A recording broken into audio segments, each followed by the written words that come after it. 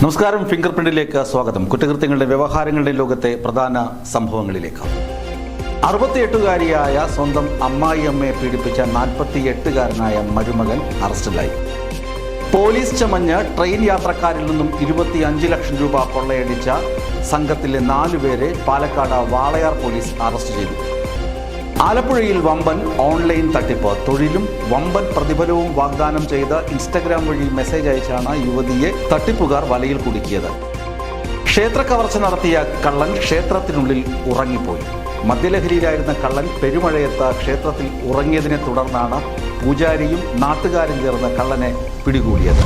68-കാരിയായ സ്വന്തം അമ്മായിയമ്മയെ പീഡിപ്പിച്ച 48-കാരനായ മരുമകൻ അറസ്റ്റിലായി. കേരളത്തിലാണ് നാടിനെ നാണം കെടുത്തുന്ന ഈ പീഡനം അരങ്ങേറിയത്. അമ്മായിയമ്മയുടെ പരാതിയെ തുടർന്ന് മരുമകനെ പോലീസ് അറസ്റ്റ് ചെയ്യുകയും ചെയ്തു. ഭാര്യാമാതാവിനെ പീഡിപ്പിച്ച പ്രതി ആലപ്പുഴയിൽ പോലീസിന്റെ പിടിയിലായി. വീട്ടിൽ മറ്റാരുമില്ലാതിരുന്ന സമയത്ത് 68 വയസ്സുള്ള ഭാര്യാമാതാവിനെ പീഡിപ്പിച്ച പ്രതിയാണ് പിടിയിലായത്. തുമ്പോളിയിൽ വാടകയ്ക്ക് താമസിക്കുന്ന മർക്കോസ് ആന്റണിയെ കോടതി റിമാൻഡ് ചെയ്തു. ഇക്കഴിഞ്ഞ തിങ്കളാഴ്ച രാത്രി 9:30-ക്കായിരുന്നു സംഭവം. ഈ സമയം വൃദ്ധയുടെ മകളും മകനും ഹോം നഴ്സിംഗ് ജോലിക്ക് പോയിരുന്നു. അതിജീവിതയുടെ പരാതിയിലാണ് നോർത്ത് പോലീസ് കേസെടുത്തത്. ഒളിവിൽ പോയ ഇയാളെ പിന്നീട് പോലീസ് പിടികൂടുകയായിരുന്നു. പോലീസ് ചമഞ്ഞ് ട്രെയിൻ യാത്രക്കാരിൽ നിന്നും 25 ലക്ഷം രൂപ കൊള്ളയടിച്ച സംഘത്തിലെ 4 പേരെ പാലക്കാട് വാളയാർ പോലീസ് അറസ്റ്റ് ചെയ്തു.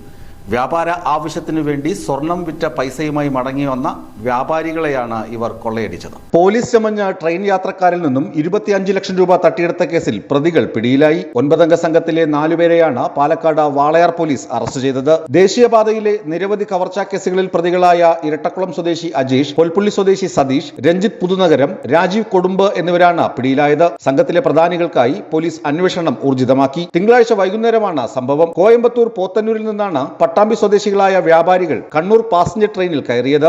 വ്യാപാര ആവശ്യങ്ങൾക്കായി സ്വർണം വിറ്റ് മടങ്ങും വഴി ട്രെയിൻ വാളയാർ എത്തിയപ്പോഴാണ് കാക്കി പാൻസ് ധരിച്ച 5-അംഗ സംഘം ഇരുവർക്കും അരികിലെത്തിയത്. പോലീസാണെന്ന് പറഞ്ഞ ബാഗ് പരിശോധിച്ചു. പണമുണ്ടെന്ന് ഉറപ്പുവരുത്തി. കഞ്ചിക്കോടെത്തിയപ്പോൾ ഇരുവരെയും ട്രെയിനിൽ നിന്നും പിടിച്ചിറക്കി. സ്റ്റേഷന് പുറത്ത് കാത്തുനിന്ന 4-അംഗ സംഘത്തോടൊപ്പം ഇന്നോവ കാറിൽ കള്ളന്മാർ കയറി കടന്നു. പിന്നാലെ പണമടങ്ങിയ ബാഗ് എടുത്ത ശേഷം ദേശീയപാതയിൽ ഇറക്കി വിടുകയായിരുന്നു. ഇരുവരും വാളയാർ പോലീസിൽ വിവരമറിയിച്ചതോടെ വാഹന നമ്പർ കേന്ദ്രീകരിച്ച് പോലീസ് അന്വേഷണം നടത്തി. അർദ്ധരാത്രിയോടെ 4 പേരെ കസ്റ്റഡിയിലെടുത്തു. പോതന്നൂരിലെ സ്വർണ്ണ വ്യാപാര കേന്ദ്രം മുതൽ പിന്തുടർന്നെത്തിയ ശേഷം കവർച്ച ചെയ്യുന്നതാണ് സംഘത്തിന്റെ രീതിയെന്ന് പോലീസ് പറഞ്ഞു. വിസ്മയ ന്യൂസ്, പാലക്കാട്.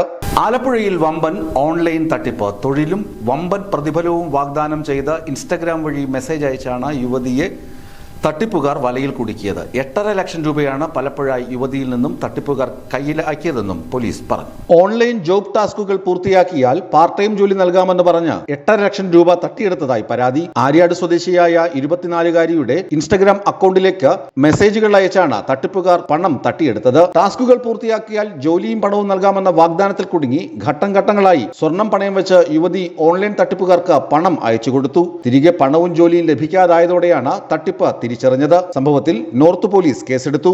ക്ഷേത്ര കവർച്ച നടത്തിയ കള്ളൻ ക്ഷേത്രത്തിനുള്ളിൽ ഉറങ്ങിപ്പോയി.